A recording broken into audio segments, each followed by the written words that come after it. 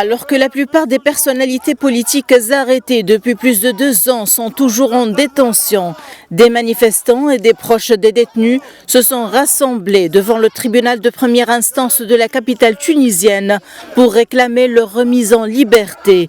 Une protestation organisée par le Front de Salut National, principale coalition de l'opposition, à l'occasion de la Journée internationale des droits de l'homme.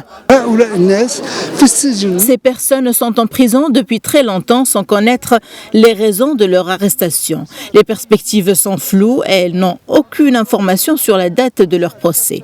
Le chemin est encore long et flou, tout comme le processus. La Cour de cassation renverra l'affaire au tribunal de première instance. Aujourd'hui, nous sommes confrontés à des décisions injustes parce que le pouvoir judiciaire n'est pas indépendant. Dans ce contexte, le comité de défense des détenus a considéré que plusieurs violations des procédures ont été enregistrées dans cette affaire et que cela fait 22 mois qu'ils sont en détention sans aucun élément les inculpant. Après une longue attente, une audience a été fixée devant la Cour de cassation le 24 décembre. Nous avons encore de l'espoir.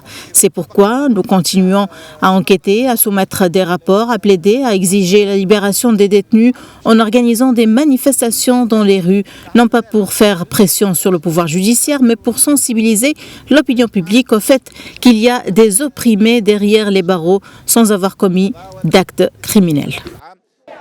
Une action qui survient pour marquer les 22 mois depuis la détention des prisonniers politiques dans le cadre de l'affaire dite de complot contre la sûreté de l'État. Les partis politiques ont ainsi manifesté pour dénoncer l'asservissement du système judiciaire et les violations des procédures, estimant que l'emprisonnement des accusés était dû à une décision politique.